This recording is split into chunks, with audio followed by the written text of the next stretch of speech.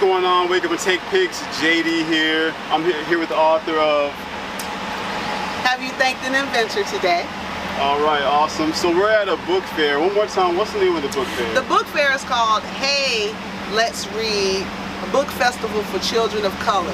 The festival was hosted by the brilliant sister, Miss Casey Venning, and I had the opportunity to come here today to vend and share my book with everyone. The book is called Have You Thanked an Inventor Today? It is a book that chronicles the school day of a little boy. It highlights different inventions that he uses throughout his day. The beauty of the inventions that are highlighted is that they are all inventions that were invented by African Americans, and they're all practical and functioning, practical inventions that children need to function throughout their day. Things like the pencil sharpener, the lunchbox, the refrigerator, so on and so forth. So the purpose and goal of the book, and I don't know if you were going to ask me this, I'm just rambling, but the purpose and goal of the book is to just uplift, enhance, to raise the vibration of our youth.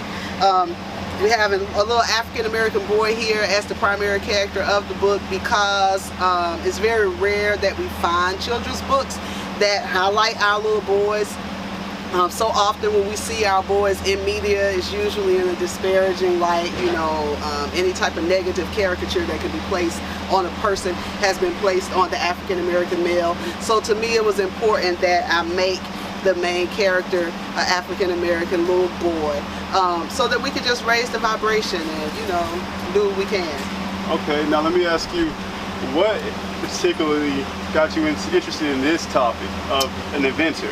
So, the story is interesting actually. Might not be interesting, I don't know. But I was listening to a speech by Dr. Martin Luther King. Might have been a speech, might have just been a blurb, I don't know. But the one thing that stood out to me was when he said that we utilize the genius of the African-American mind in the first 10 to 15 minutes of our day, and we don't even recognize it. So after I did my research and I kind of got an idea about what he was talking about, I'm like, yo, that's dope. We really do utilize the genius of the black man's mind. And after I realized and learned that, it really did something for my self-esteem.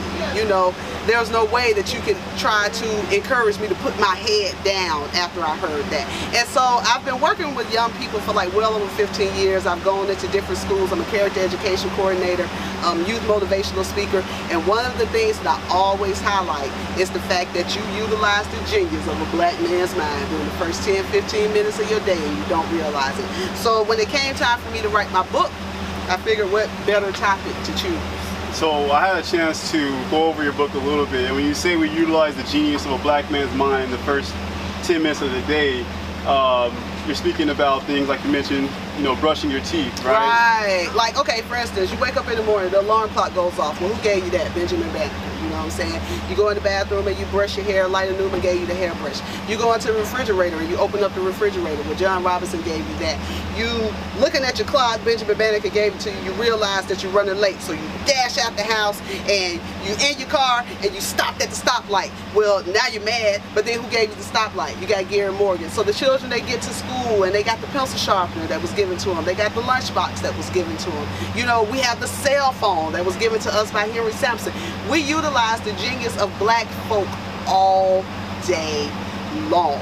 And it's important and it's necessary that we be reminded of that. Somebody got to remind us that we have played. And not just in America, but in the world. Bruh, holla if you hear me. So we need to be reminded of the fact that we play an important role in the American landscape. You know what I'm saying? This has been going on for a long time. You know, there's stories that go back to people in Africa would travel and teach other cultures how to instill things in their daily habits and their daily routines. Right, like the toilet.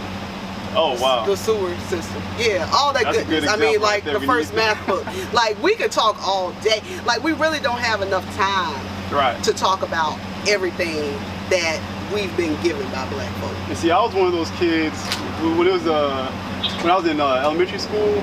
I used to love watching like the infomercial channel because I always saw inventions on there. Like, I can't believe someone really came out with this idea. Yeah. Like just a steam cleaner shirt or something so simple like that. Right. So that's the reason that your book stood out to me, was because when I was younger, those are the things that interested me. It was like just the idea that you can have an idea, go through the process of creating it, and then develop it, and then whether it's you that use it, your family uses it, or it gets to the worldwide level. Right. So all in all, this is a really incredible thing. Let's see. So I want you to tell people, where can they actually go to purchase your book? Okay.